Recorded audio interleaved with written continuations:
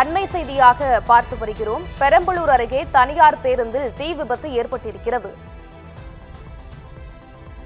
பெரம்பலூர் அருகே சென்னை திருச்சி நெடுஞ்சாலையில் தனியார் ஆம்னி பேருந்தில் தீ விபத்தானது ஏற்பட்டிருக்கிறது. இதுகுறித்தான முழு விவரங்களுடன் இணைந்திருக்கிறார் எமது செய்தியாளர் சரவணன். சரவணன், வணக்கம். முழு விவரங்களை பதிவு செய்யலாம்.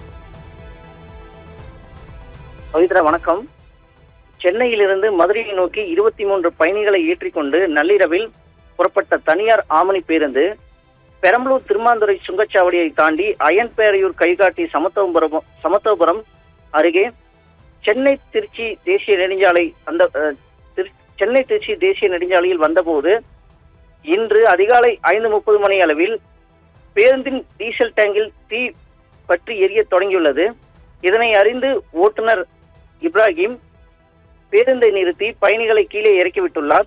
அவரும் கீழே இறங்கியுள்ளார். தகவல் அறிந்து சம்பவ இடத்திற்கு வந்த ரோந்து பணியில் இருந்த மங்களமேடு போலீசார் பெரம்பலூர் தீயணைப்பு துறையினருக்கு தகவல் கொடுத்துள்ளனர். தொடர்ந்து சம்பவ இடத்திற்கு வந்த தீயணைப்பு துறையினர் தீயணைக்கும் பணியில் ஈடுபட்டுள்ளனர். இருப்பினும் தீ விபத்தில் பேருந்து முற்றிலும் இருந்து சேதமானது. தீ விபத்து தொடங்குவதற்கு முன்பே முன்னெச்சரிக்கையாக ஓட்டுநர் பயணிகளை கீழே இறக்கிவிட்டதால் பெரும் உயிர் சேதங்கள் தவிர்க்கப்பட்டது. இந்த தீ விபத்தால் பெரம்பலூர் சென்னை திருச்சி தேசிய நெடுஞ்சாலையில் சிறிது நேரம் போக்குவரத்து பாதிப்பு ஏற்பட்டது. மங்களமேடு போலீசார் போக்குவரத்து பாதிப்பை சீர் செய்தனர்.